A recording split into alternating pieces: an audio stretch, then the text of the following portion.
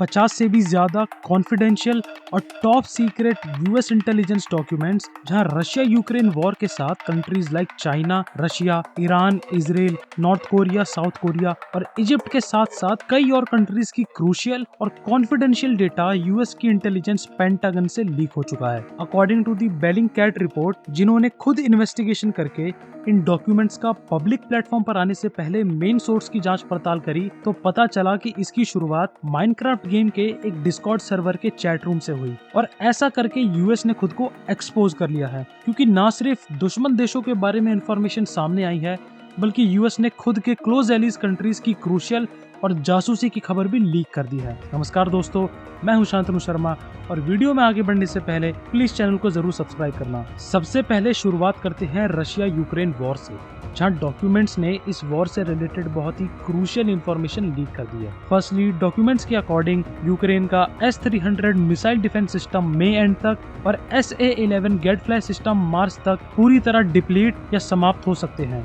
Secondly, documents के according as of 25 फरवरी Russian forces ने यूक्रेनियन फोर्सेस को बाखमुत में पूरी तरह से घेर लिया था और उस टाइम यूक्रेनियन फोर्स का मोराल बहुत ही लो था, जहां उनके मिलिट्री इंटेलिजेंस के डायरेक्टर बुडानोव इस पूरी घटना को कैटास्ट्रोफिक एक प्रलय बताते हैं। हालांकि यूक्रेन ने खुद की एलिट फोर्सेस को डिप्लॉय करके सिचुएशन को आउट ऑफ डेंजर कर लिया था, बट इन एलिट फोर्सेस को डिप्लॉय करना एक स्ट्रेटेजिक लॉस की तरह सामने आया, सिंस डॉक्यूमेंट्स में मेंशन है कि यूक्रेन वसंत या स्प्रिंग के महीने में रशिया पर पलटवार कर सकता है और उसमें इन एलिट फोर्सेस का महत्व काफी ज्यादा होता। लेकिन सिंस यूक्रेन ने इन्हें पहले ही डिप्लॉय करके एक्सपोज कर दिया है, तो शायद रशिया इनके लिए पहले ही प्रिपेयर हो। मोरोवर, बिडेन के एडमिनिस्ट्रेशन ने यूक्रेन के इस पलटवार को हरी झंडी देते हुए यह बोला है कि यूक्रेन अपनी टेरिटरी वापस ले लेगा। हालांकि लीक्ड डॉक्यूमेंट्स एक डार्कर पिक्चर पोर्ट्रे करते हैं, जहां उनके अकॉर्डिंग यूएस अपने सीक्रेट डॉक्यूमेंट्स में मेंशन करता है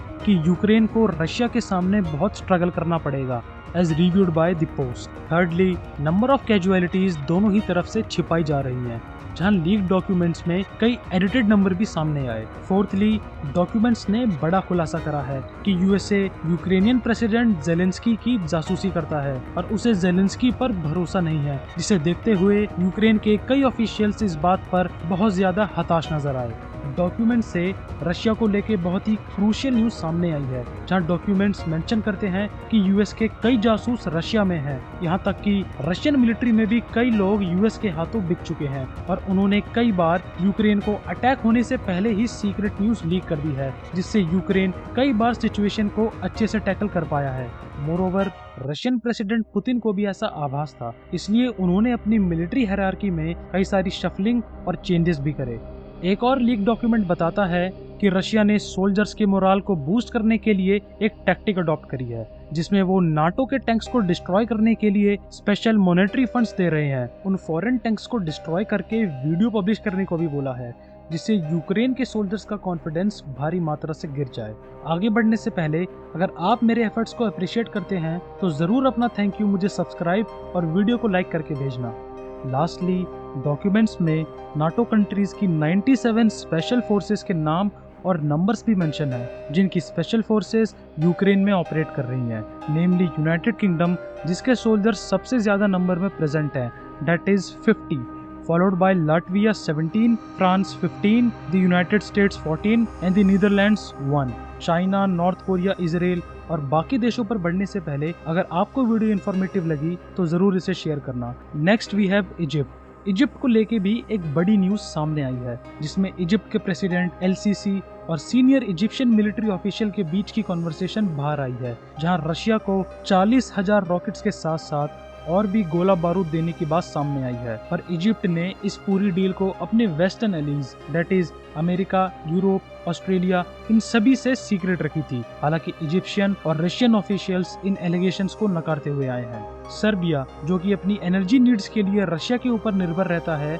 उसके अगेंस्ट न्यूज सामने आई है कि सर्बिया ने यूक्रेन को हथियार सप्लाई करने के लिए हामी भरी थी, या शायद अभी तक सप्लाई कर भी दिए हो। हालांकि सर्बिया ने इन सभी एलिगेशंस को एकदम झूठा बताया है और उनका कहना है कि सर्बिया ने ना ही ऐसा कुछ करा है और ना ही फ्यूचर में वो रशिया या यूक्रेन को वेपन्स सप्लाई करेगा। मिडिल ईस्ट की सबसे पावरफुल कंट्री और दुनिया की सबसे पावरफुल इंटेलिजेंस में से एक इजराइल की दी मोसाद के अगेंस्ट भी न्यूज सामने आई है, जहां डॉक्यूमेंट्स के अकॉर्डिंग उनकी इंटेलिजेंस एजेंसी दी मोसाद ने अपने खुद के प्राइम मिनिस्टर बेंजामिन नेतन्याहू के अगेंस्ट नेशन वाइड प्रोटेस्ट को सपोर्ट करा था। मोरोवर ये बात भी सामने आई है कि यूएस ने इजराइल को यूक्रेन को लीथल एड देने के लिए भी प्रेशर करा।